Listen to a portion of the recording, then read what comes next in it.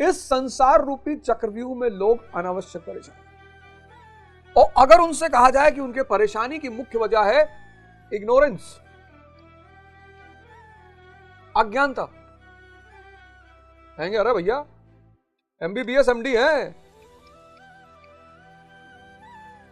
कहेंगे भैया MBBS MD है, मजाक में हल्के मत लेना, एमबीबीएस एमडी है, IIT Roorkee, DSW, Stanford university. तो क्या फर्क पड़ता है?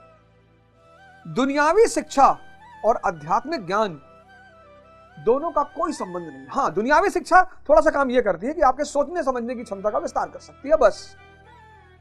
कबीर के पास दुनियावी शिक्षा नहीं है, लेकिन स्टीव जॉब्स के पास दुनियावी शिक्षा है, इग्नोरेंस।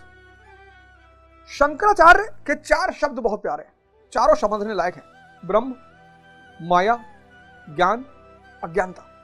ये जो टर्म है इग्नोरेंस, ये बड़ा प्यारा है। अब जितने लोग इंद्रियों पे जीते हैं, इनके जीवन में सुख दुख का खेल चलता है।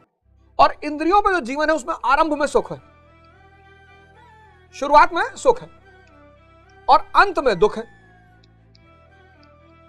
लेकिन चूंकि शुरुआत में सुख है तो आदमी को लगता है कि यार वो दुख को निगलेक्ट करता हुआ चलता है। लेकिन इंद्रियों का जो जीवन है, सेंसेस का जो जीवन है, उसमें शुरुआत में सुख है। इसलिए 98% लोग इस रास्ते पर खुद ब खुद चलते हैं, इस सुख की लालसा में, और कहां जाके गिरते हैं? दुख में। चैतन्य का जो जीवन है, जो चैतन्य पर जी रहे हैं, जो चैतन्य के रास्ते पे चल रहे हैं, कॉन्शियस, चैतन्य यानी कॉन्शियस, इंद्रिय यानी सेंसेस, चैतन्य यानी कॉन्शियस, जो चैतन्य के रास्ते पर चल रहे हैं उसमें शुरुआत में दुख है।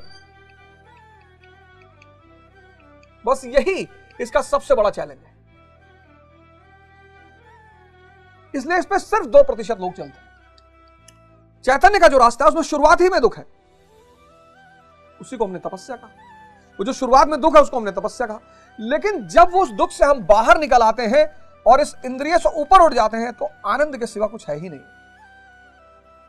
फिर यहां सुख दुख का गेम खत्म, फिर सिर्फ आनंद। इसलिए मोक्ष को हमने कहा सच्चित आनंद।